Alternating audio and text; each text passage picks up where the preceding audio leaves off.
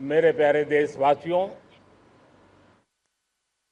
आज हम सब 80वां स्वतंत्रता दिवस मना रहे हैं। आज हर दिलों की धड़कन वंदे मातरम के नाद से गूंज रही है। आज हर घर तिरंगा है, हर मन तिरंगा है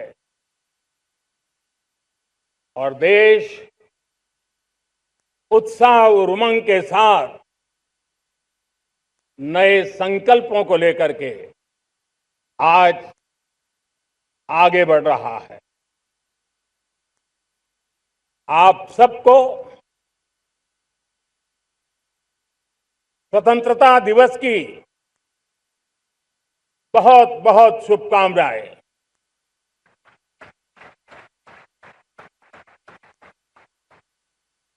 देश आज उन महान सपूतों का पुण्य स्मरण करती है जिन्होंने देश की आजादी के लिए त्याग बलिदान की पराकाष्ठा की। अपने तप, त्याग और बलिदान से आजादी के एकमात्र लक्ष्य को लेकर के अपनी पूरी जिंदगी खपा दी। पूज्य बापू समेत सभी स्वातंत्र सेनानियों को बलिदान की महान परंपरा जगाने वाले महान क्रांतिकारियों को आज मैं श्रद्धापूर्वक नमन करता हूं।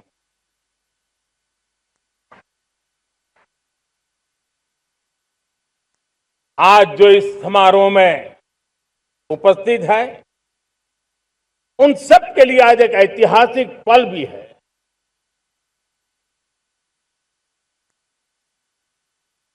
आजादी के बाद 15 अगस्त को लाल किले पर पहली बार वंदे मातरम गूंज रहा है।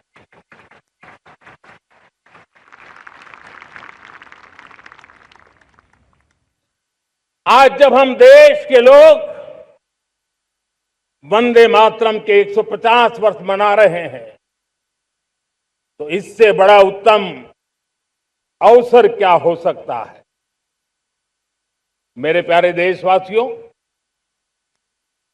पिछले दिनों देश के कुछ हिस्सों में बाढ़ का प्रकोप रहा, भूस्खलन का प्रकोप रहा, अनेक परिवार प्रभावित हुए। उनके दुख दर्द को हम भली भांति अनुभव करते हैं। पीड़ित परिवारों को मैं विश्वास दिलाता हूं कि हम और पूरा देश उनके साथ खड़े हैं। मेरे प्यारे देशवासियों, कोई भी राष्ट्र तब महान बनता है, तब अपनी सिद्धियों को प्राप्त करता है, जब अपने सपनों, अपने संकल्पों और अपने सामर्थ्य के दम पर आगे बढ़ता है। मेरे देशवासियों, अब छोटे सपनों से चलने वाला नहीं है। हमें बड़े सपने,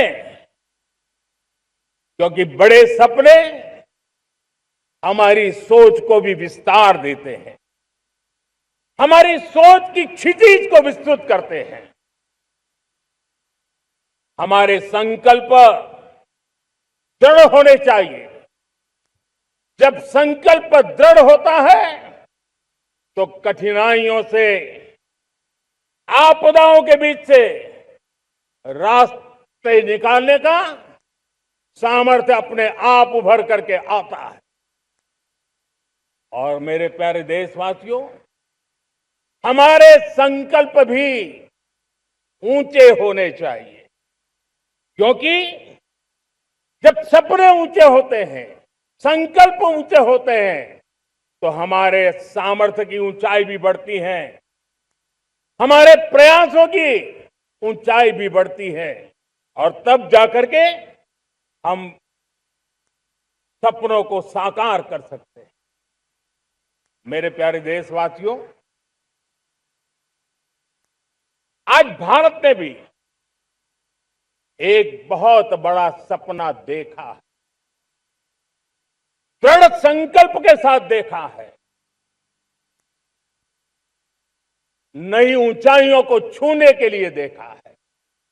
और वो सपना है, जब आजादी के 100 साल होंगे, 2047 में हम विकसित भारत बना के रहेंगे। 140 करोड़ देशवासियों के पुरुषार्थ से इस लक्ष्य को हमें हासिल करना है। और जब दुनिया की सबसे बड़ी आबादी वाला देश विकसित होने का संकल्प लेता है, तो ये दुनिया की नजरों में भी हमारे साहस का परिचायक बन जाता है। दुनिया हमारी तरफ देखने का नजरिया बदलने के लिए मजबूर हो जाती है।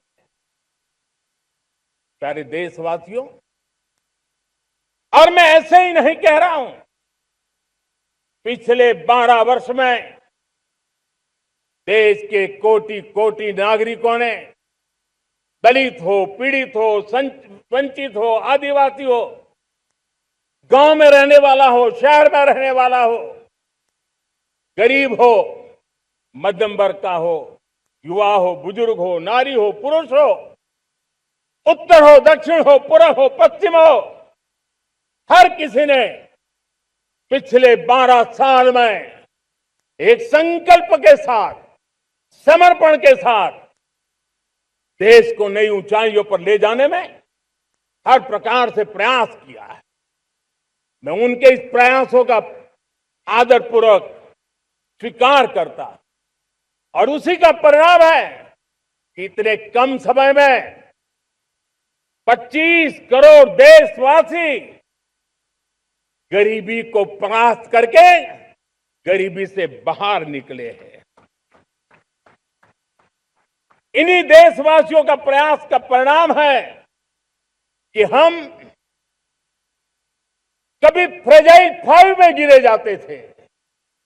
12 साल के भीतर भीतर हम एक मेजर इकोनॉमी में फास्टेस्ट ग्रोइंग इकोनॉमी बन गए हैं। साथियों, देश आजाद हुआ, बहुत सारे सपने लेकर के आजाद हुआ, लेकिन हम गति नहीं पकड़ पाए, रफ्तार नहीं पकड़ पाए। होती है, चलती है, अरे हो जाएगा, देखा जाएगा, उसी में खोए रहे। 2014 तक आते आते तो पूरे विश्व ने हमें फ्रेजाइल 5 के उस में डंप कर दिया था। ऐसे समय पिछले 12 साल में भारत ने एक नई रफ्तार पकड़ी, तेज गति से हम आगे बढ़ रहे हैं, और देशवासियों का संकल्प है कि अब 140 करोड़ देशवासियों के संकल्प को, सामर्थ्य को रोकना नामुमकिन है।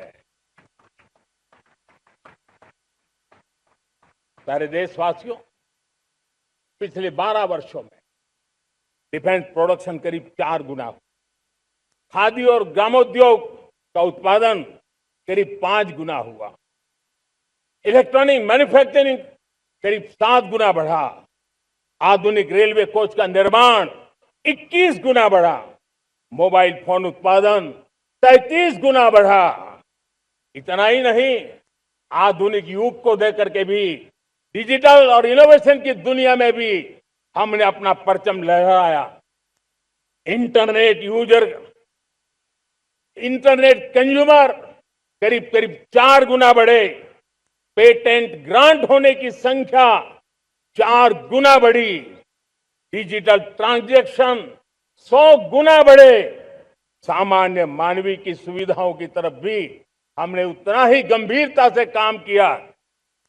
हर साल औसतन 15 गुना ज्यादा तेजी से हमने नल से जल कनेक्शन दिए।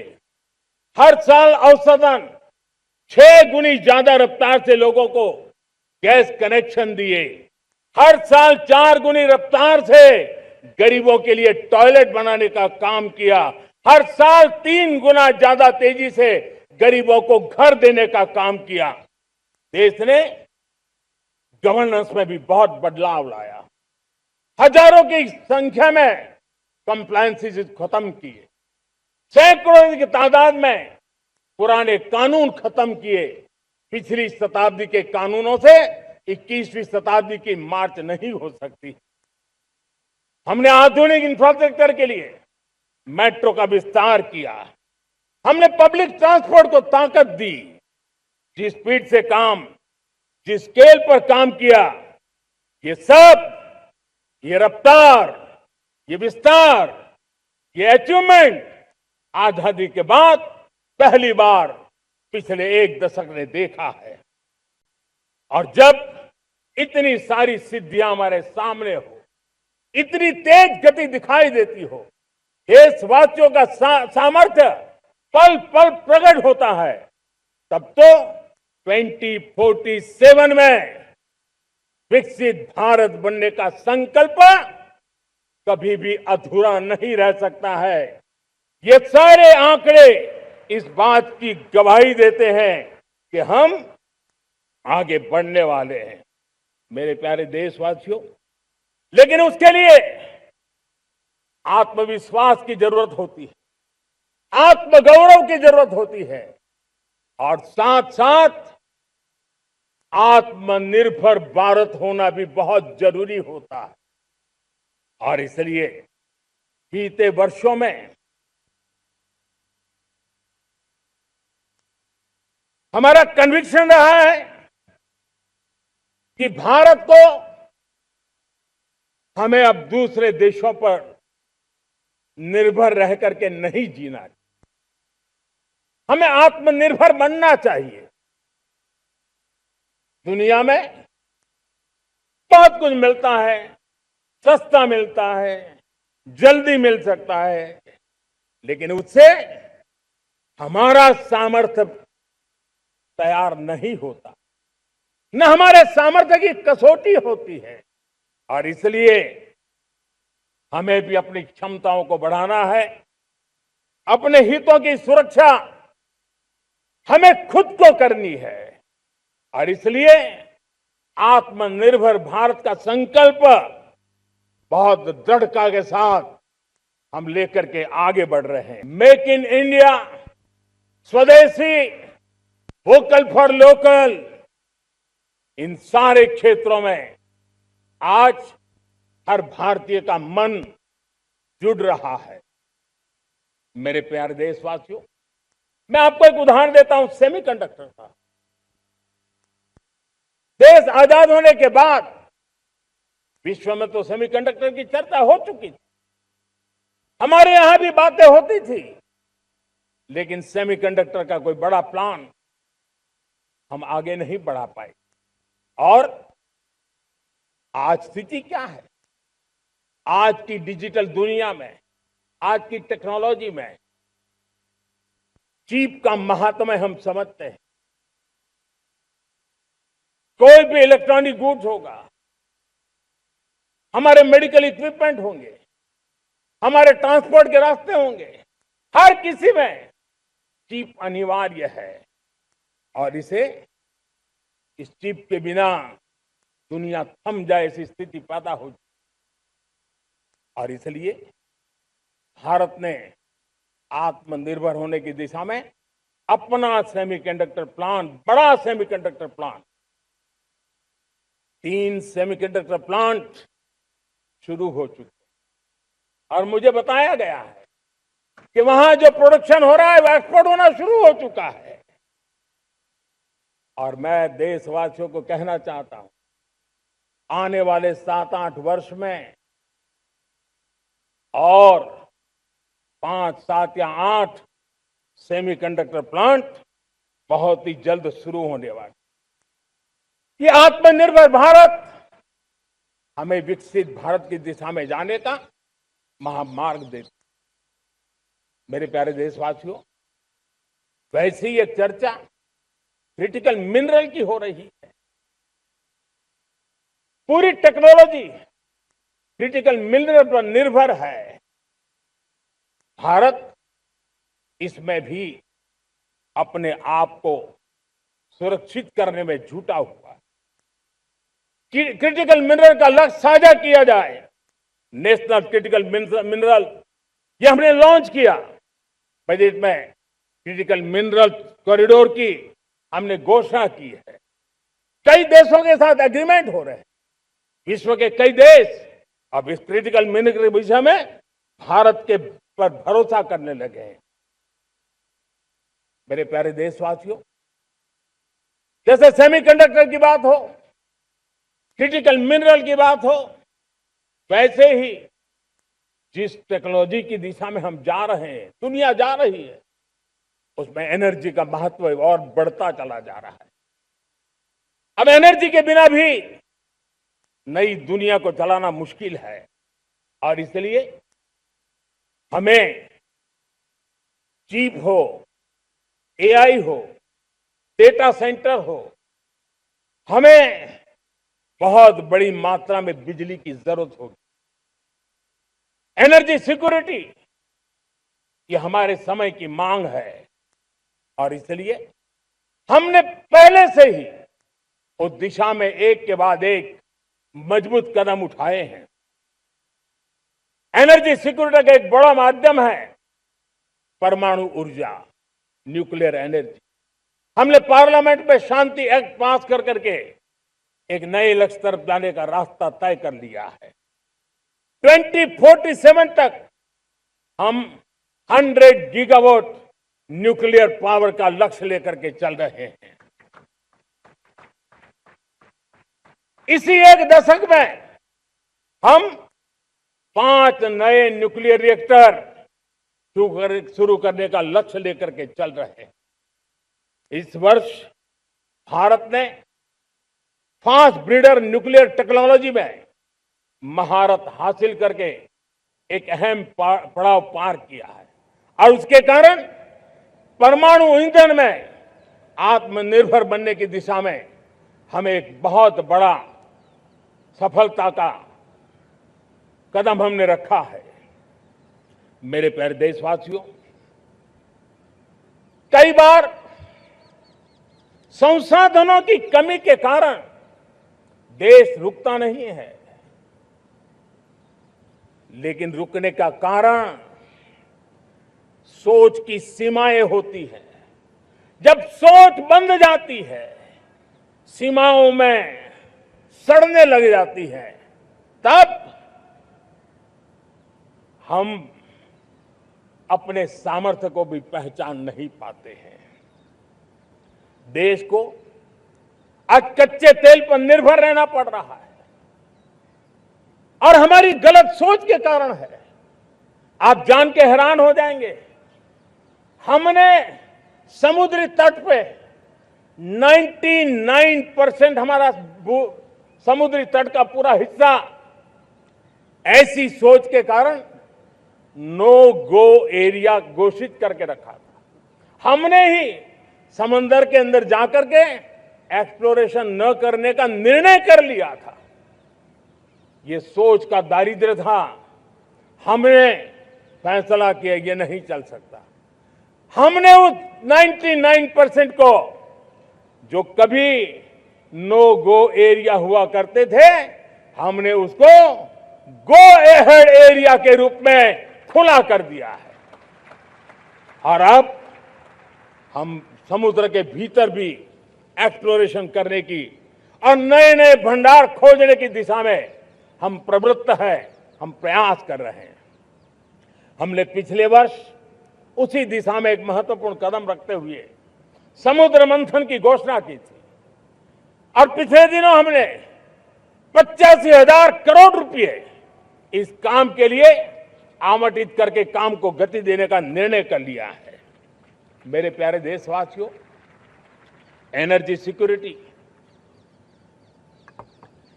इसका मैंने कहा कि हमें ऑल्टरनेट स्रोतों की तरफ भी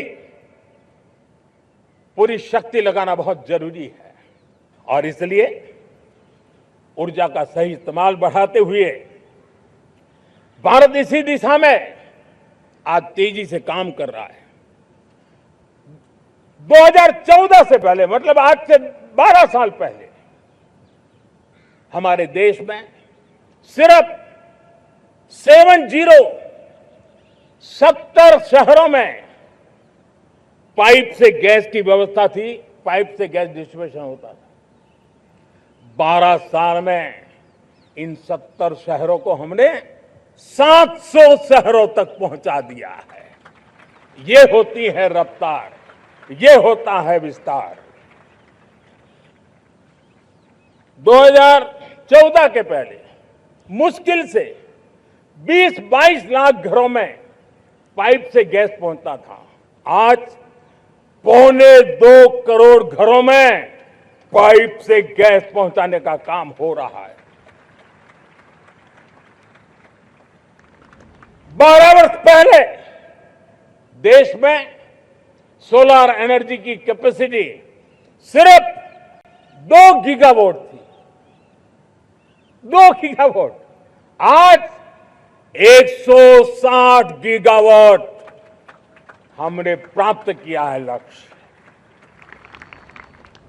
मेरे प्यारे देशवासियों, मैं एक और जानकारी देता हूं।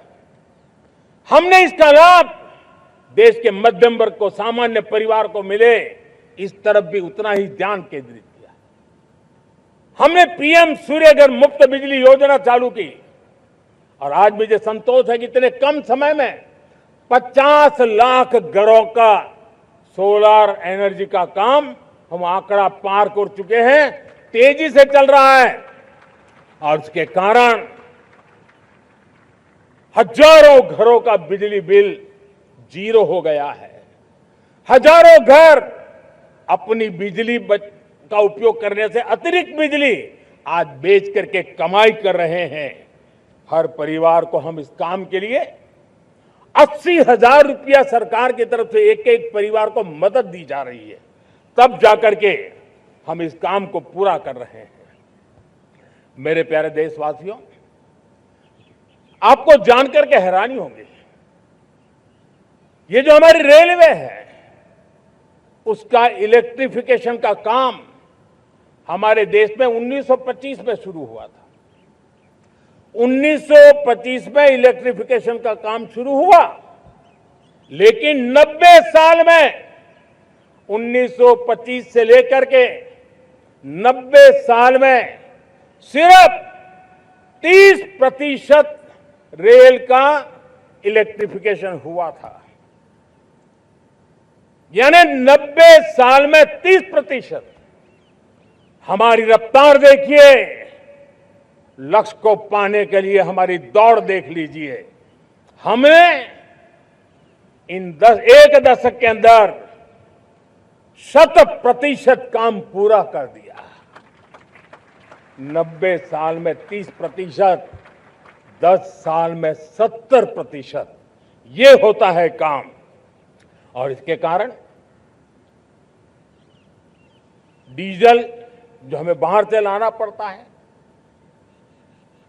उसकी बचत हुई, बिजली से हमारी ट्रेनें चली, पर्यावरण को फायदा होने लगा। मेरे प्यारे देशवासियों, हम यहां से नहीं रुके हैं, हम दुनिया के अंदर पीछे रहना नहीं चाहते। पिछले दिनों आपने खबर सुनी होगी, भारत ने ईंधन का नया क्षेत्र को भी छू लिया है। देश ने पहली हाइड्रोजन से चलने वाली ट्रेन शुरू कर दी है और मुझे खुशी है, ये सबसे लंबी ट्रेन है और सबसे ताकतवर ट्रेन है और दुनिया में हाइड्रोजन ट्रेन के क्षेत्र में भी भारत ने अपना झंडा गाड़ दिया है। प्यारे देशवासियों, पिछले 10-12 साल हम लगातार 2047 के लक्ष्य को पाने के लिए दौड़ रहे हैं, एक के बाद एक सोपान सिद्ध कर रहे हैं। हमने सोचा भी नहीं था कि हमें इसमें भी कुछ मुसीबतों का झेलना पड़ेगा। पिछले 10-12 वर्ष में कितने संकटों का सामना करना पड़ा। कोरोना जैसी वैश्विक महामारी ने पूरी दुनिया को चिंता में डाल दिया था, सारी व्यवस्थाएं चरमरा गई थी। कोरोना से बाहर निकले, युद्ध की विभीषा की खबरें आने लगी, कहीं यूक्रेन तो कहीं पश्चिम एशिया, हर जगह पे तनाव का माहौल। और पता नहीं भविष्यवेत्ताओं ने तो न जाने क्या क्या घोषणाएं कर दी थी। देश को डराना, देश को भयभीत रखना, देश को चिंतित रखना, इसी में कुछ लोगों को आनंद आता है। वैक्सीन नहीं मिलेगी, कोविड में लोग बचेंगे नहीं, कुछ भी नहीं होने वाला।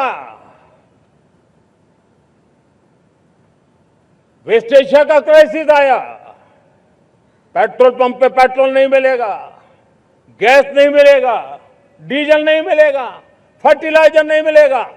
सारी दुनिया भर की अफवाहें फैला करके भारत के लोगों को भयभीत करने का, डराने का, चिंता के अंदर कुछ लोगों को आनंद आ रहा था। लेकिन देश ने देख लिया कि पिछले 10-12 साल की सुविचारित योजनाएं रंग ला रही है और हम इतने बड़े संकट के बावजूद भी नागरिक देवो भव के मंत्र को लेकर के जीते हुए भारत ने जो तैयारियां की थी, एक के बाद एक कदम उठाया था। सोचा नहीं था कि संकट आएगा, लेकिन उस संकट के समय में ये सारी चीजें काम आ गई और आज देश में गैस भी है, पेट्रोल भी है, यूरिया भी है। हम अपनी ताकत के ऊपर खड़े हो रहे, चल रहे। मेरे प्यारे देशवासियों, दुनिया के इन संकटों का प्रभाव हर किसी पर हुआ, हम भी अछूते नहीं। यूरिया के दाम दुनिया में 3,000 रुपया पहुंच गए एक बोरी का। आज भी हम मेरे देश के किसानों को वो बोझ सहने के लिए मजबूर नहीं कर रहे। सरकार अपने कंधों पर वो बोझ उठा रहा है और दुनिया से जो 3,000 रुपया में यूरिया का बोरा हमें मिलता है, वो हमारे किसानों को हम सिर्फ 300 रुपये में दे पाते हैं। इतना ही नहीं, डीएपी आज दुनिया में बाजार 5,000 पहुंच चुका है, लेकिन मेरे देश के किसानों को दिक्कत ना हो इसलिए 1,350 रुपये में आज भी डीएपी देने का काम हम कर रहे हैं। मेरे प्यारे देशवासियों, एक समय था जब मैं आत्मनिर्भरता की बात कर रहा था तो कुछ लोग एयर कंडीशन चैम्बर में बैठ करके सोचने वाले लोग हमें बता रहे थे ग्लोबलाइजेशन का क्या होगा। लेकिन दुनिया देख रही है कि पिछले एक दशक में ऐसा लग रहा है कि दुनिया ने ग्लोबलाइजेशन बोलना ही बंद कर दिया है। जहां से ग्लोबलाइजेशन की आवाज आती थी वो बंद सुनाई नहीं देती है। दुनिया का हर देश अपनी अपनी संभालों के मिजाज की तरफ गया है। लेकिन दुर्भाग्य से इस संकट के कालखंड में कुछ लोगों ने अपना रुतबा दिखाने के लिए संसाधनों को वेपनाइज करने का खेल खेला है। दुनिया अपने पास जो कुछ भी है उसको वेपनाइज करने में लगी है। संसाधनों का वेपनाइज, रिसोर्स का वेपनाइज, पेट्रोल, डीजल, फर्टिलाइजर, दवाइयां, टेक्नोलॉजी की चिप्स, इतना ही नहीं भूभाग को भी वेपनाइज किया जा रहा है। और ऐसे समय अगर हम आत्मनिर्भर के मंत्र को लेकर 10 साल सही दिशा में न चले होते तो हम कल्पना कर सकते हैं कि ऐसी चुनौतियों का मजबूती से मुकाबला कैसे करते। और हमारी तैयारियां निरंतर बढ़ती जा रही है मेरे प्यारे देशवासियों। दूसरी तरफ आज भारत का प्रोफाइल पूरी तरफ बढ़ रहा है। आज भारत दुनिया के लिए एक स्वीकृत और सम्मानीय देश के रूप में बन रहा है। भारत के पास स्थिर पॉलिटिकल मैंडेट है, स्थिर सरकार है, भारत का वाइब्रेंट लोकतंत्र है, भारत का मजबूत न्याय तंत्र है और हम सबको दिशा देने वाला भारत का संविधान है। और अब दुनिया हमारे इन सामर्थ्य को पहचानने लगी है और इसलिए 2014 के बाद दुनिया करीब करीब 40 देशों के साथ हमारा FTA एग्रीमेंट हो रहा है। अब देखिए कितना बड़ा अवसर आया है। लेकिन ये जो ट्रेड एग्रीमेंट्स हुए हैं ये एक बहुत बड़ा अवसर है और इसलिए खास करके मैं मेरे MSMEs को कहना चाहूंगा कि हमें इस मौके को छोड़ना नहीं है। दुनिया में हमें पहुंचना है। भारत के उत्पाद की हर चीज विश्व के बाजार में पहुंचे और चाहे हमारा टेक्सटाइल हो, हमारी मशीनरी हो, हमने दवाइयां हो, हमने मौका छोड़ना नहीं है। लेकिन वैश्विक जो पैरामीटर्स हैं उस पैरामीटर को हमें पार करना होगा। हमें दुनिया से जो मिलता है उसे अच्छा देना पड़ेगा, दुनिया में जो मिलता है उसे सस्ता देना पड़ेगा। और पंजाब के लुधियाना से लेकर के तमिलनाडु के तिरुपुर तक हमारा टेक्सटाइल सेक्टर दुनिया में पहुंच सकता है। इतना ही नहीं, केरलम से लेकर के गुजरात और तमिलनाडु से लेकर के बंगाल, ये हमारा समुद्री तट, हमारे मछुआरे भाई बहन आज इस FTA के कारण हमारे श्रिप यानी झींगा उसके एक्सपोर्ट की बहुत संभावना बनी है। हमारे सी फूड की दुनिया में पहुंच बनने की संभावना पड़ी हुई है। और इसलिए मैं चाहूंगा कि हम इस परिस्थिति का फायदा उठाते हुए, हम आगे चलते हुए हम इन कामों को पार करने के लिए प्रयास करें। मेरे प्यारे देशवासियों, मैंने जो भूमिका आपके सामने रखी है उसके पीछे 2047 का लक्ष्य इन मजबूत नींव पर खड़ा है। 2047 विकसित भारत का लक्ष्य हमने पिछले 10-12 साल में देशवासियों ने जो सामर्थ्य दिखाया है उस सामर्थ्य का हिस्सा है। और इसलिए मेरे प्यारे भाइयों बहनों, सदी का 1/4 हिस्सा बीत चुका है और अगला 1/4 हमारे लिए अत्यंत महत्वपूर्ण है। अब हम रुक नहीं सकते हैं, हमारी गति नहीं रुक सकती है, हमारी दिशा तय हो चुकी है, हमें प्राप्त करके रहना है। और इसके लिए हमें अपना वर्क कल्चर बदलना होगा। हमारे वर्क कल्चर को बदलते हुए हमें हमारी सोच को भी बदलना होगा, हमें हमारे काम की गति को भी बदलना होगा। जो काम पिछले 5-7 दशक में नहीं हुए हैं वो काम हमें आने वाले 5-7 साल में करने हैं। और मेरा भरोसा है मेरे देश की युवा शक्ति पर, मेरे देश के नौजवानों पर, मेरे देश की माताओं को बहनों पर, मेरे देश के किसानों पर, मेरे देश के मजदूरों पर कि हम इस सपने को साकार कर सकते हैं। और इसलिए हमें रिफॉर्म की गति को भी आगे बढ़ाना है।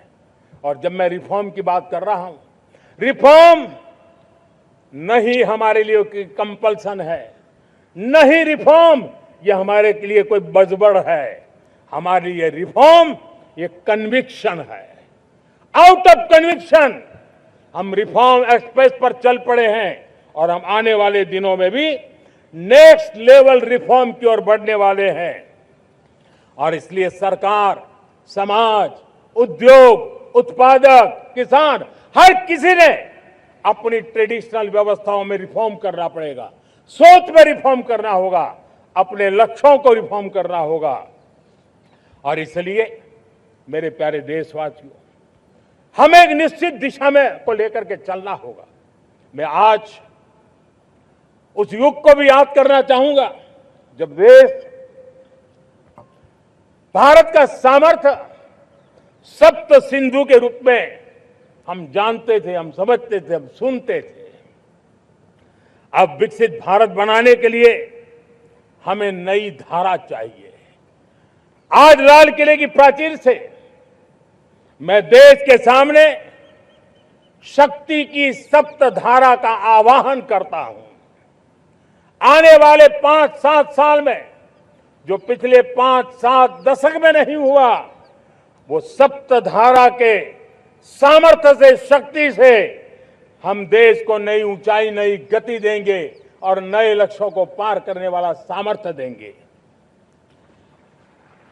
और इसके साथ साथ देश की युवा शक्ति का सामर्थ्य का भरपूर राष्ट्र निर्माण में उपयोग होगा। उनकी शक्ति जोड़ी जाएगी। आने वाले दिनों में जब मैं सप्तधारा की बात करता हूं, सप्तधारा की पहली शक्ति है मैन्युफैक्चरिंग पावर। मेरे प्यारे देशवासियों, हमें मैन्युफैक्चरिंग सेक्टर को बहुत आगे बढ़ाना होगा और प्रोडक्शन बढ़ाने के साथ साथ हमें छोटे छोटे पुर्जे भी बनाने हैं और बड़े बड़े प्रोडक्ट भी बनाने हैं। पूरा वैल्यू चेन हमारा होना चाहिए और उसे लेकर के चलना। हमें कंपोनेंट भी चाहिए और हमें कंप्लीट मैन्युफैक्चरिंग भी चाहिए, कंप्लीट प्रोडक्ट भी चाहिए। डिजाइन से लेकर मैन्युफैक्चरिंग तक भारत को ग्लोबल सप्लाई चेन का भरोसामंद केंद्र बनना होगा। इसके लिए मैं 3 चीजों पर विशेष जोर देना चाहता हूं। मैन्युफैक्चरिंग के क्षेत्र में जो मेरे भाई बहन हैं, ये समय का ये अवसर है, इस अवसर को जाने मत दें। और इसके लिए हमें कॉस्ट, क्वालिटी और स्केल, इसके विषय में वैश्विक मानदंडों से खरा उतरना पड़ेगा।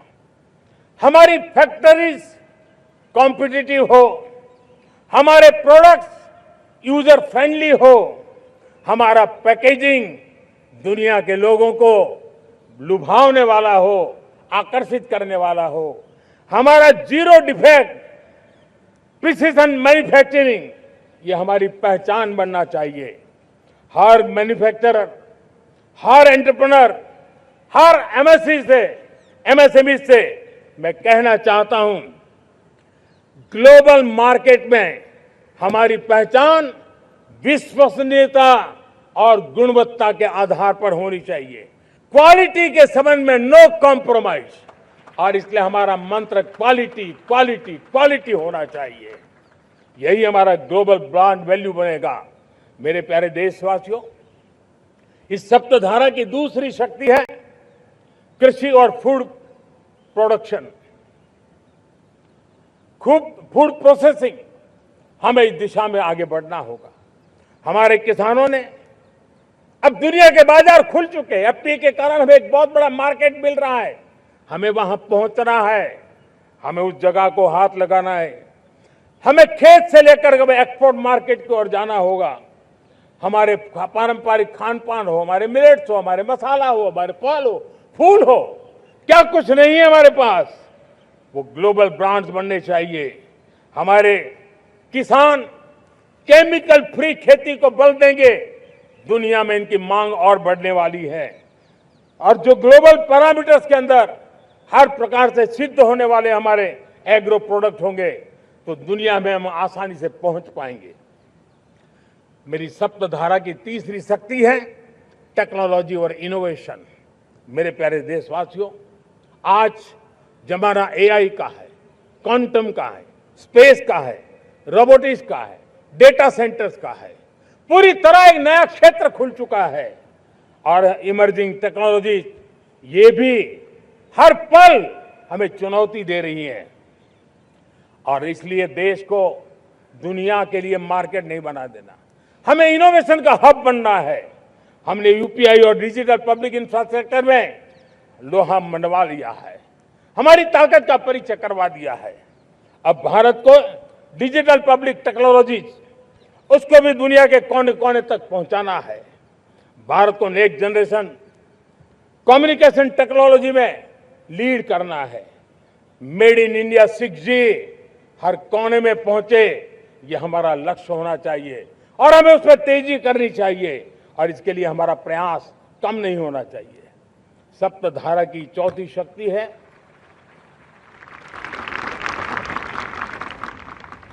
गति शक्ति। ये गति शक्ति देश के अंदर सीमलेस फास्ट कनेक्टिविटी पर हमें बल देना होगा। शहरों को हाई स्पीड रेल से हमें जोड़ना होगा। मॉडर्न हाईवे चाहिए, इनलाइन वाटरवेज चाहिए, एयरपोर्ट चाहिए, मल्टी मॉडल लॉजिस्टिक की व्यवस्था चाहिए। हमें पोर्ट्स को सिर्फ सामान उतारना चढ़ाने की जगह नहीं, दुनिया के शिप्स आकर के लंगर हो जाए इतना नहीं, हमें हमारे पोर्ट्स को पोर्ट लेड डेवलपमेंट ग्रोथ की दिशा में हमें आगे बढ़ना होगा। हमारी पांचवी शक्ति है सप्तधारा की, वो है रक्षा शक्ति। और ये रक्षा शक्ति का महत्व हर प्रकार से है। मेरे प्यारे देशवासियों, डिफेंस में आत्मनिर्भर होना अब भारत ने अनुभव कर लिया, दुनिया ने अनुभव कर लिया है, इसके बिना कोई चारा नहीं है। विश्व जब अपनी अपनी ही सोच रहा है, तब भारत विश्व के लिए बाजार बन करके नहीं रह सकता है। हमें डिफेंस के क्षेत्र में आत्मनिर्भर होना होगा। Next generation defence technology develop करके हमें ग्लोबल सप्लायर बनने की दिशा में हमें लक्ष्य लेकर के चलना है। हमें ड्रोन, काउंटर ड्रोन सिस्टम को विकसित करना होगा और हाइपरसोनिक डिफेंस टेक्नोलॉजीज उस पर हमें लीडरशिप लेनी होगी।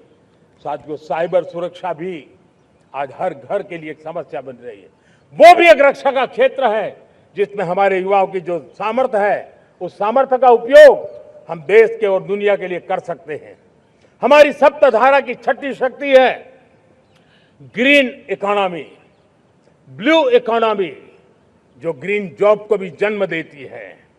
हमें green hydrogen, renewable energy, energy storage, green mobility, green manufacturing in global scale हमें पा करके रहना है। हमें दुनिया जब ग्लोबल वार्मिंग की चर्चा करती रहती है, हम रास्ते खोजते रहते हैं, हम समस्याओं का समाधान दे रहे हैं और भारत ये ग्रीन मूवमेंट का बहुत बड़ा सामर्थ्य लेकर के चलिए। भारत के पास ब्लू इकोनॉमी के लिए भी बहुत बड़ा अवसर है। बहुत बड़ा लंबा हमारा कोस्ट लाइन है। ब्लू इकोनॉमी के लिए बहुत बड़े अवसर है। फिशरीज है, कोस्टल टूरिज्म है, ओशन टेक्नोलॉजी है। ऐसे कितने ही क्षेत्र हैं जिसमें हम आगे बढ़ सकते हैं। मेरे प्यारे देशवासियों, भारत सप्तधारा की जब बात करके लेकर चला है, तब हमारी सातवीं धारा है और दुनिया के लिए इसका अपना भी एक महत्व है और वो है भारत का सॉफ्ट पावर। भारत के सॉफ्ट पावर की ताकत है। आज योग ने पूरी दुनिया को भारत के साथ जोड़ के रखा हुआ है। योग दुनिया के लिए एक ऊर्जा बनता जा रहा है, भारत के लिए विश्वास का बड़ा कारण बनता जा रहा है। जिस भारत के पास आस्था के केंद्र हो, जिस भारत के पास आयुर्वेद हो, जिस प्रकार से भारत के पास होलिस्टिक हेल्थ केयर की व्यवस्था हो, हील इन इंडिया का मूवमेंट हो, हम दुनिया के अंदर हमारे सामर्थ्य को लेकर के जा सकते हैं। हैंडीक्राफ्ट हो, संस्कृति हो, हमारी फिल्में हो, हमारा क्रिएटिव वर्ल्ड हो, वीएफएक्स हो, हमारा एनिमेशन हो, हमारी गेमिंग हो, डिजिटल कंटेंट हो, क्रिएटिव वर्ल्ड के अंदर भारत अपना रुतबा दिखा सकता है। हमने उसको वैश्विक सामर्थ्य के रूप में विकसित करना होगा।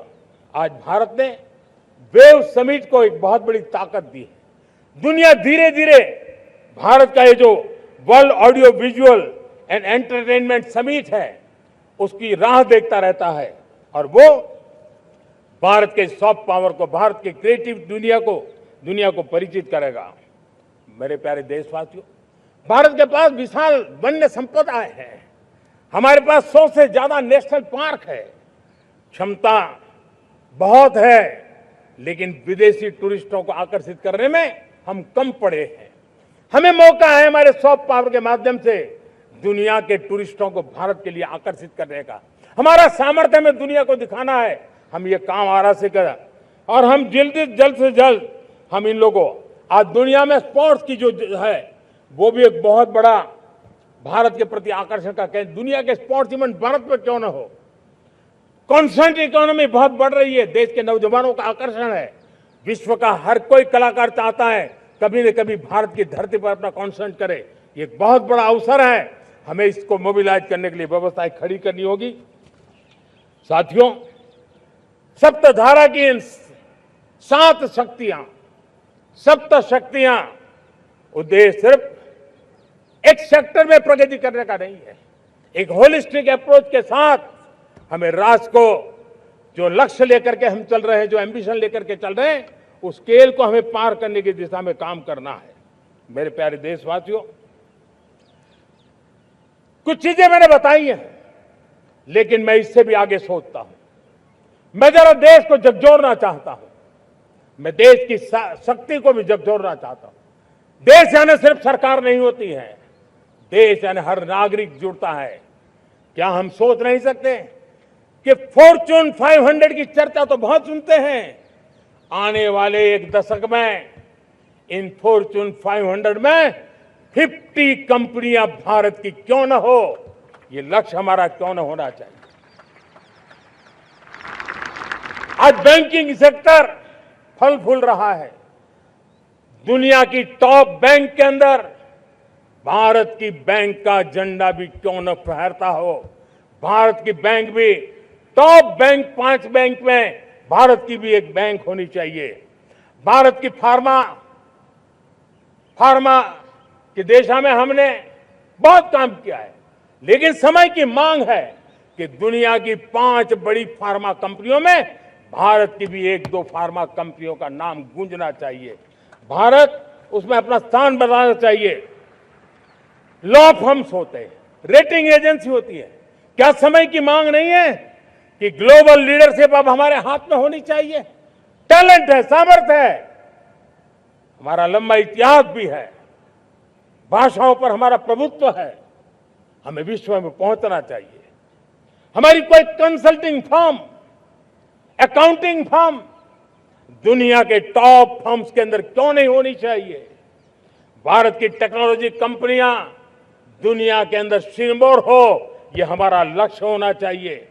हमारे ऐसे ब्रांड हो जिससे दुनिया आकर्षित होती हो। हमारे ब्रांड हमारे देश की पहचान हो और विश्व के लिए एक डेस्टिनेशन बन जाए, उस दिशा में हमें काम करना है। और इसके लिए मैं राज्य सरकारों को कहना चाहता हूं, मैं स्थानिक स्वराज की संस्थाओं को कहना चाहता हूं, भारत सरकार का भी यह दायित्व है कि हमें हमारे रिफॉर्म की गति बढ़ानी होगी। हमें 2047 के लक्ष्य के अनुरूप हमारी व्यवस्थाओं को विकसित करना होगा। हमें बीते हुए काल के नीति नियमों से नहीं चल सकते, हमें आने वाले सपनों के हिसाब से नीति नियमों को गढ़ना होगा। और इसको अगर हम करेंगे तो मुझे पूरा विश्वास है और मैं देशवासियों को भरोसा देता हूं, इसी रास्ते मेहनत में कोई कमी न करते हुए हम विकसित भारत का सपना पार करके रहेंगे। हमें सबको मिलकर के चलना है। केंद्र सरकार हो, राज्य सरकार हो, इंडस्ट्री हो, हम सब ने मिलकर के आगे बढ़ना है। हमें रिफॉर्म्स करते रहना है, रिफॉर्म्स को आगे बढ़ाते रहना है। और मैंने पहले भी कहा था, हम रिफॉर्म कंपल्सन से नहीं, कन्विक्शन से कर रहे हैं, लक्ष्य को प्राप्त करने के लिए कर रहे हैं। मेरे प्यारे देशवासियों, जब मैं विकसित भारत की बात कर रहा हूं, देश को तेज गति से आगे बढ़ाने की बात कर रहा हूं, उसका सबसे बड़ा लाभार्थी कौन है? इन सारे प्रयासों का सबसे बड़ा साधक कौन है? अगर साधक है तो मेरे देश का युवा है, मेरे देश की युवा शक्ति है।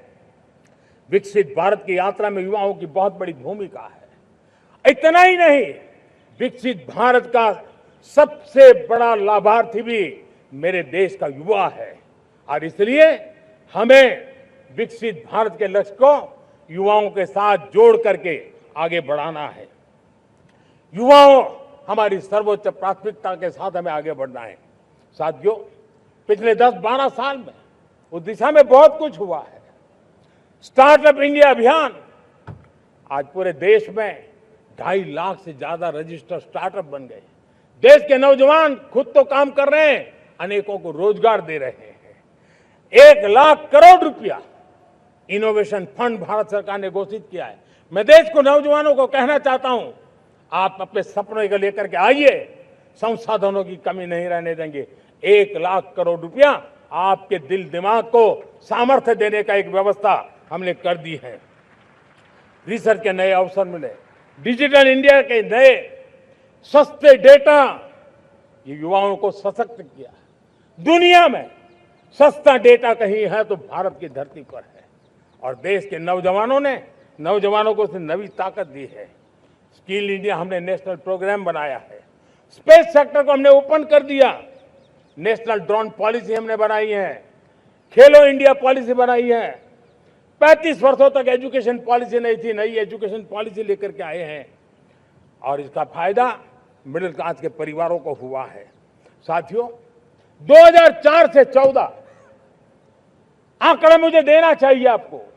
2004 से 14 हमारे देश में 350 से भी कम यूनिवर्सिटी थी, और आज 10-12 साल के भीतर भीतर करीब 650 नई यूनिवर्सिटी जुड़ चुकी हैं। करीब 1000 का आंकड़ा हम पहुंच रहे हैं। 2014 के पहले मेडिकल की सिर्फ 400 सीटें हुआ करती थी, आज करीब 850 सीटें मेडिकल की हो रही है। इतना ही नहीं, अब विदेशी यूनिवर्सिटी भी भारत की धरती पर आ रही है। भारत के अंदर विदेशी यूनिवर्सिटी की डिग्री मेरे नौजवान को मिले, इसका प्रबंध भी हो चुका है। हमारे देश के युवा मन बचपन से ही टेक्नोलॉजी की तरफ आकर्षित हो, उस दिशा में हम काम कर रहे हैं, और इसलिए हमने करीब 10,000 से अधिक अटल टिंकरिंग लैब छोटे छोटे बच्चों के हवाले कर दी है, ताकि उनका इनोवेशन और टेक्नोलॉजी के अंदर उनका मन बने। 12 वर्ष युवा, हमने अनेक रास्ते खोले। हम स्टार्टअप ओपन कर दिया। आपने देखा होगा, भारत के प्राइवेट स्टार्टअप 28 साल की एवरेज उम्र के बच्चों ने, नौजवानों ने दुनिया में पहले ही ट्रायल में अपना सैटेलाइट लॉन्च कर दिया और रॉकेट लॉन्च कर दिया। उन्होंने बहुत बड़ा काम कर दिया साथियों। आज करीब 2.5 लाख से ज्यादा रजिस्टर्ड स्टार्टअप है। हमने पिछले दिनों एआई इंपैक्ट समिट किया था। एआई का विस्तार बहुत तेजी से बढ़ रहा है। लाल किले से मैं देश के नौजवानों के लिए घोषणा करना चाहता हूं। हमने तय किया है कि आने वाले 1 वर्ष में 1 करोड़ युवाओं को एआई स्किल के लिए ट्रेनिंग देने का हम काम करेंगे, ताकि हमारा देश का नौजवान एआई की दुनिया में भी नेतृत्व करने का सामर्थ्य है। मेरे साथियों, बायो इकोनॉमी एक नया क्षेत्र है। एक समय था 2014 के पहले सिर्फ 60,000 करोड़ रुपए का बायो इकोनॉमी का काम होता था। मेरे देश के नौजवान, आपने क्या कमाल कर दिया है। देखिए, नीतियां जब सही होती है, लक्ष्य जब साफ होता है, तो मेरे देश के नौजवान कैसा करके थे। बायो इकोनॉमी में देश की युवा शक्ति ने सामर्थ्य दिखाया। 2014 के पहले जो 60,000 करोड़ का कारोबार था, आज वो कारोबार बायो इकोनॉमी 20 लाख करोड़ पहुंच चुकी है। दोस्तों,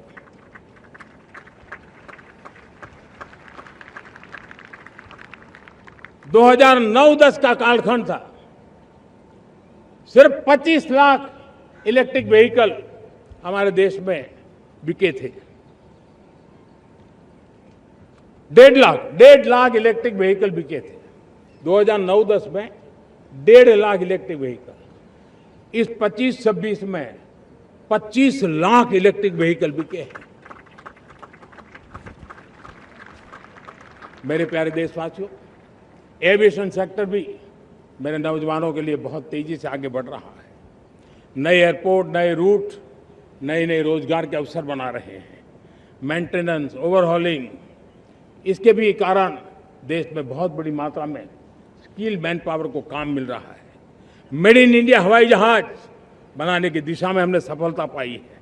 made in India defence transport aircraft C295 already अपनी उड़ान भर चुका है, सफल उड़ान भर चुका है। ये देश के नौजवानों के लिए, मेरे साथियों, ड्रोन ने भी बहुत बड़ा काम किया है। स्वामित्व योजना, गांव में ड्रोन से स्वामित्व योजना सफल हो रही है। करीब 3.25 करोड़ परिवारों को स्वामित्व योजना का लाभ मिला है और इसके कारण 140 लाख करोड़ रुपए जैसी संपत्ति अनलॉक हुई है, जिसके कारण बैंक से लोन मिल सकता है। मेरे प्यारे देशवासियों, हमारे मध्यम वर्गीय परिवारों के सामने एक बहुत बड़ा बोझ बन चुका है कोचिंग क्लासेस की स्पर्धा। हर माँ बाप को लग रहा है कि कोचिंग क्लास में बच्चे को नहीं भेजा तो हम प्रतिष्ठित परिवार नहीं है। इन गरीब और मिडिल क्लास परिवारों की हम चिंता करते हुए हजारों करोड़ रुपए का उनका खर्च है वो भी बचे, बेटे भी अपने आसपास रह सके, उनकी देखभाल हो सके, परिवार पर आर्थिक बोझ ना आए। और इसलिए हमने युवाओं के लिए विभिन्न परीक्षाओं की फ्री ऑनलाइन कोचिंग हमने करने का निर्णय किया है। डिजिटल पब्लिक इंफ्रास्ट्रक्चर है, हमारे पास उत्तम टैलेंट है, टीचर्स हैं, उन संसाधनों को जोड़ करके हम देश के नौजवानों को फ्री कोचिंग देने का एक पूरा नेटवर्क हम खड़ा करने वाले हैं। मेरे प्यारे देशवासियों, मैं हमेशा कहता आया हूं, जो खेले वो खिले। जब मैं खेले वो खिले की बात कर रहा हूं, तब मेरे प्यारे देशवासियों, आज भारत खेल की दुनिया में अपनी जगह बना रहा है। अब खेल के पोडियम में भारत का राष्ट्रगीत सुनाई देता है, भारत का राष्ट्रगान सुनाई देता है, भारत का तिरंगा झंडा लहराता दिखाई नजर आ रहा है। टॉप्स योजना ने बहुत बड़ी सफलता पाई है। खेलो India games, university games, winter games, beach games, sports infrastructure, sports के लिए कोचिंग, स्पोर्ट्स मेडिसिन, स्पोर्ट्स के लिए न्यूट्रिशन, इन सारे विषयों में भारत अब महारत करने की दिशा में आगे बढ़ रहा है। नौजवानों के लिए पूरा नया क्षेत्र, खिलाड़ी न बन सके तो उसकी सपोर्ट सिस्टम में भी बहुत बड़ा क्षेत्र खुल रहा है। स्पोर्ट्स की दुनिया में भारत का प्रदर्शन बेहतर होता रहा है और हम 2036 में ओलंपिक के मजबूत दावेदार बनकर के आगे बढ़ रहे हैं और 2030 में कॉमनवेल्थ गेम्स को भारत होस्ट करने वाला है। और मेरे साथियों, दुनिया में जो ओलंपिक की खेल होते हैं, करीब 40 प्रकार के गेम होते हैं और करीब 350 साढ़े 350 स्पर्धाएं होती हैं ओलंपिक में। और आपको जानकर के दुख होगा मेरे देशवासियों, मेरे नौजवानों, मैं आपको चुनौती देता हूं, मैं आह्वान करता हूं, मैं आपकी मदद चाहता हूं। 350 जितने स्पर्धाओं में भारत 2/3 खेलों में कहीं होता ही नहीं, हमारी मौजूदगी नहीं होती, हम क्वालिफाई नहीं होते हैं। हमने तय किया है कि 2036 में जो ओलंपिक होगा, हम चाहते हैं कि वो भारत में हो, लेकिन 2036 में जिन विधाओं में आज भारत खेलता नहीं है, जिन विधाओं में भारत क्वालिफाई नहीं करता है, जिन स्पर्धाओं में भारत ने छोड़ के रखा है, 3/4 हिस्सा हमारे इंतजार कर रहा है। भारत उस पर बल देगा और इसके लिए हम टैलेंट हंट का एक अभियान भी चलाना चाहते हैं। हमें अगर 2036 के लिए खिलाड़ी चाहिए तो आज जो 5 साल, 10 साल, 15 साल की उम्र के नौजवान हैं, बेटे हैं, उनके तरफ ध्यान देना होगा, उन बेटियों पर ध्यान देना होगा। और इसलिए 5 से 15 उम्र के बच्चों में खेल प्रतिभा ढूंढने के लिए गांव गांव, शहर शहर, स्कूल स्कूल एक टैलेंट हंट का अभियान चलाया जाएगा, बच्चों की प्रतिभा को देखा जाएगा और फिर उनको स्पेशल ट्रेनिंग दे करके देश के लिए खेलने वाले अच्छे खिलाड़ी बनाए जाएंगे। मेरे प्यारे युवा, देश के सामने, देश के नौजवानों के सामने नशा एक बहुत बड़ा संकट बनता जा रहा है। नशा मुक्त भारत ये हम सबका सामूहिक दायित्व होना चाहिए। हमारे उज्जवल भविष्य के लिए हमारी युवा पीढ़ी मजबूत हो, हमारा युवा सामर्थ्य हमारे देश के लिए काम आए, इसलिए नशा मुक्त भारत। पिछले दिनों माय भारत के वॉलंटियर्स ने, देश के एनजीओ ने, देश के सामाजिक सांस्कृतिक संगठनों ने, देश के आध्यात्मिक पुरुषों ने मिलकर के नशा मुक्त भारत का 100 सप्ताह का एक कार्यक्रम तय किया है। 100 सप्ताह तक एक अभियान चलने वाला है। मैं हर परिवार को कहना चाहता हूं कि आप भी इस अभियान का हिस्सा बने, आप इसके साथ जुड़िए और देश के नशा मुक्त भारत के सपने को पूरा करने के लिए आप आगे आइए। मेरे प्यारे देशवासियों, 21वीं सदी में दशकों पुरानी जो चुनौतियां हैं, उन चुनौतियों को खत्म करना बहुत अनिवार्य है। नक्सलवाद, माओवाद लाखों युवाओं के भविष्य को तबाह कर दिया, अनेक माताओं के दुधमल नौजवानों को छीन लिया, बर्बाद कर दिया, हर मां बाप के सपनों को चूर चूर कर दिया। इस नक्सलवाद ने 4 दशक तक हिंदुस्तान के बहुत बड़े हिस्से को, बहुत बड़ी आबादी को दबोच करके रखा था, बंदूक के नोक पर दबोच करके रखा था, संविधान की धज्जियां उड़ा दी थी और देश के सामान्य नागरिकों की रक्षा में 3,500 से ज्यादा हमारी पुलिस के, सुरक्षा बल के जवान शहीद हो गए। युद्ध के अंदर जितने सैनिक मरते हैं, उससे ज्यादा हमारे पुलिस जवानों को जान की बाजी लगानी पड़ी ताकि देश के सामान्य मानवी को सुरक्षा मिले। ये नक्सलवाद ने धरती को लहूलुहान कर दिया था। 2014 में आपने जब हमें मौका दिया, उसी दिन हमने संकल्प लिया था कि हम देश को नक्सलवाद से मुक्त करेंगे और आज मुझे खुशी है कि नक्सली माओवादी हिंसा आखिरी सांस भी शायद रहने की अब तो ताकत नहीं रही है। पूरी तरह उसे खत्म करने की दिशा में जहां पर कभी नक्सलवादियों की गोलियां चलती थी, जहां पर कभी धरती रक्त रंजित रहा करती थी, आज उसी नक्सल क्षेत्रों में, उसी इलाकों में नक्सल मुक्त होने के कारण विकास, विश्वास और प्रयास का तिरंगा लहरा रहा है। मेरे प्यारे देशवासियों, लेकिन इस चुनौती को हमने कम नहीं आंकना है। इस चुनौती से हमें और भी सावधान रहने की जरूरत है। वर्षों तक देश की सत्ता में माओवादी सोच के लोग गलियारों में अपनी जगह बना करके बैठे थे। सरकारी कमेटियों में सलाहकार के रूप में भी ये माओवादी सोच ने नीतियों को प्रभावित किया था। मेरे प्यारे देशवासियों, जंगलों में हमें हथियारी नक्सलों का खात्मा बुलाने में, उस संकट से देश को मुक्त कराने में सफलता मिली है। लेकिन हथियारी नक्सल तो गए, लेकिन दिमागी नक्सल, ये दिमागी नक्सल मौके की तलाश में है, हिंसा, अराजकता के वो रास्ते खोज रहे हैं, समाज को गलत राह पर घसीटने के लिए भांति भांति के दांव कर रहे हैं।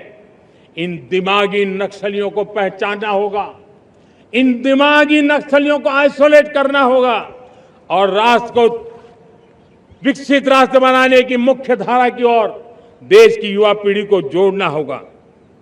मेरे प्यारे देशवासियों, सुरक्षित भारत बनाना हम सबका दायित्व है। चुनौती सीमा के भीतर हो या सरहद से बाहर, भारत हर परिस्थिति के लिए तैयार है। आज युद्ध का नेचर बदल रहा है। अब युद्ध सीमा पर ही होता है, गारंटी नहीं है।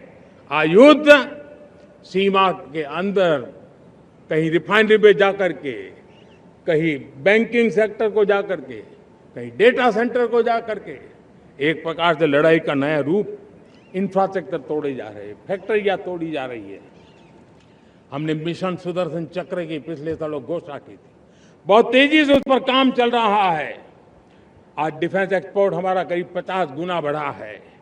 करीब 100 देशों में हमारे अस्त्र शस्त्र पहुंच रहे हैं। वैश्विक पटल पर भारत की प्रतिष्ठा धीरे धीरे बढ़ रही है। बदलते हुए समय में अस्त्र शस्त्र की तरफ काम करना है, सैन्य बलों का सामर्थ्य बढ़ाना है, लेकिन साथ साथ नागरिकों को भी तैयार करना होगा। पिछली शताब्दी के युद्धों के अनुरूप जो सिविल डिफेंस की व्यवस्थाएं हमारे देश में विकसित हुई है, वो कालबाह्य हो चुकी है। और इसलिए मैं आज लाल किले से घोषणा कर रहा हूं कि हम आने वाले दिनों में सिविल डिफेंस का एक वाइब्रेंट नेटवर्क खड़ा करेंगे। आधुनिक व्यवस्थाओं से उनको परिचित कराएंगे।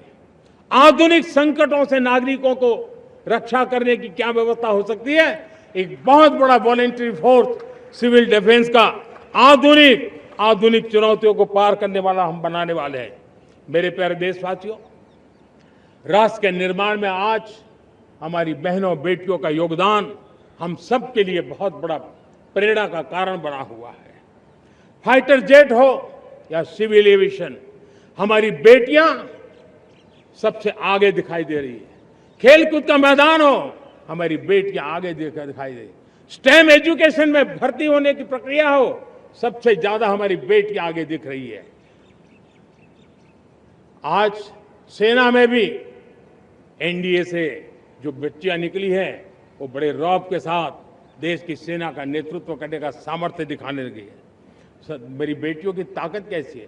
मैं पिछले दिनों साणंद में एक सेमीकंडक्टर प्लांट में गया, वहां आदिवासी बेटियां, देश के अलग अलग कोने से आई हुई बेटियां काम कर रही थी। वो उस गांव से आई थी जिन्होंने पासपोर्ट क्या होता है पता तक नहीं था। वो बेटियां विदेशों में गई, ट्रेनिंग लेकर के आई और आज चिप निर्माण का काम कर रही है और बड़े कॉन्फिडेंस, मैं जो उनका कॉन्फिडेंस देखा, मैं सचमुच में बहुत प्रभावित हुआ था। आज 3 करोड़ बहनों को हमने लखपति दीदी बनाने का लक्ष्य तय किया था, उसको पार कर लिया था। अब हम 6 करोड़ लखपति दीदी बनाने के लक्ष्य को लेकर के आगे बढ़ रहे हैं। 3 करोड़ नई लखपति दीदी बनना मतलब ग्रामीण अर्थव्यवस्था में बहुत बड़ा बदलाव मातृशक्ति के द्वारा आने वाला है। मेरे प्यारे देशवासियों, आज पंचायतों में, नगर पालिका में, महानगर पालिका में बहुत बड़ी मात्रा में हमारी महिलाएं जनप्रतिनिधि बनकर के देश का मार्गदर्शन कर रही है, समस्याओं का समाधान कर रही है, बहुत ही सक्षम नेतृत्व दे रही है। और इसी को ध्यान में रखते हुए हमने पार्लियामेंट में नारी शक्ति वंदन अधिनियम पारित किया था, लेकिन किसी न किसी कारण से राजनीति के अखाड़े में पिछले 40 साल से ये सपना हमेशा राजनीतिक अखाड़े का शिकार हो गया है। मैं देश के सभी राजनीतिक दलों से आज लाल किले की प्राचीर से तिरंगे झंडे की छाया में खड़े होकर के प्रार्थना करता हूं, आग्रह करता हूं, आइए उन महिलाओं के सामर्थ्य के पुजारी बनिए, उन महिलाओं के सम्मान में आगे आइए और जल्द से जल्द हमारी माताओं बहनों को 33% विधानसभा और लोकसभा में उनको प्रतिनिधित्व मिले, वे भारत की नीति घड़तर के अंदर अपना योगदान दे। समय की मांग है और मैं सभी राजनीतिक दलों से फिर से आग्रह करता हूं, आइए महिला आरक्षण लागू करके महिला सम्मान में आप भी जुड़िए, आप भी यश लीजिए, आप भी क्रेडिट लीजिए, लेकिन मेरी माताओं बहनों को हक दीजिए। मेरे प्यारे देशवासियों, विकसित भारत का संकल्प तभी पूरा होगा जब विकास अंतिम व्यक्ति तक पहुंचेगा। 2014 से पहले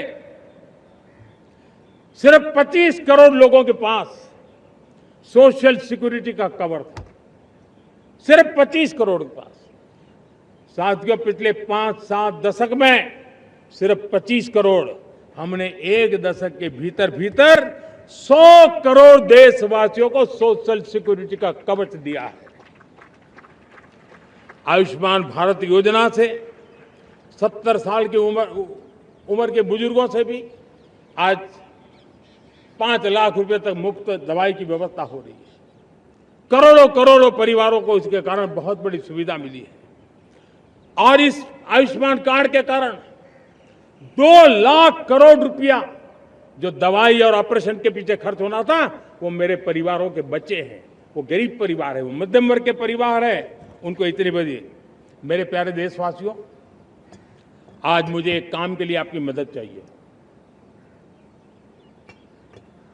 मैं आप सबसे एक मदद मांग रहा हूं। सभी नौजवानों से मैं चाहता हूं कि आप इसका नेतृत्व करिए। आपका 1 या 2 घंटे देश को बहुत बड़ी शक्ति देने वाले हैं। आपको लगेगा 1-2 घंटे में मैं देश की क्या शक्ति, मैं बताता हूं, आप बहुत बड़ी शक्ति बनने वाले हैं। और इसलिए हर घर में वातावरण बने। इन दिनों देश में जनगणना का काम हो रहा है, सेंसस का काम हो रहा है, गिनती चल रही है। और गिनती सिर्फ आंकड़ों से बात बनती नहीं है, उसकी बारीकियों से नीतियां बनती हैं, योजनाएं बनती हैं, देश आगे बढ़ने की अपनी रूपरेखा तैयार करता है। और इसलिए सटीक जानकारियां होना बहुत जरूरी है। कभी कभी जो सरकार की तरफ से प्रतिनिधि आते हैं वो इतनी जल्दी में होते हैं, कभी स्पेलिंग एक लिख देते हैं, कभी अलग लिख देते हैं, और इसके कारण अल्टीमेट परिणाम हमें सही मिलने में दिक्कतें आती हैं। अब जब टेक्नोलॉजी अवेलेबल है और इस बार निर्णय किया है, आप स्वयं भी जनगणना में अपनी जानकारियां अपने मोबाइल फोन से भर करके दे सकते हैं। बाद में कोई बाबू आएंगे, कोई प्रतिनिधि आएंगे, आपसे चर्चा करेंगे, लेकिन आप परिवार के सब बैठ करके अगर डिजिटली अपना रजिस्ट्री करवा दे, सारी बारीकियां, स्पेलिंग में भी गलती ना हो, कोई भी जानकारियों में गलती ना हो, आप जितनी परफेक्ट जानकारी देंगे देश को आगे बढ़ने में बहुत बड़ी मदद मिलेगी। और इसलिए मैं देश के नौजवानों को कहता हूं कि आप अपने परिवार के लोगों को बिठा करके पूरे फॉर्म को समझिए। पहले कागज पे फॉर्म को भर दीजिए, कोई गलती है तो करेक्ट कर लीजिए, और फिर टेक्नोलॉजिकली उसको डिजिटली इसको अपलोड कर दीजिए। आप देखिए इतना बड़ा काम देश कर लेगा और देश का समय और शक्ति सही काम के लिए उपयोग आएगा।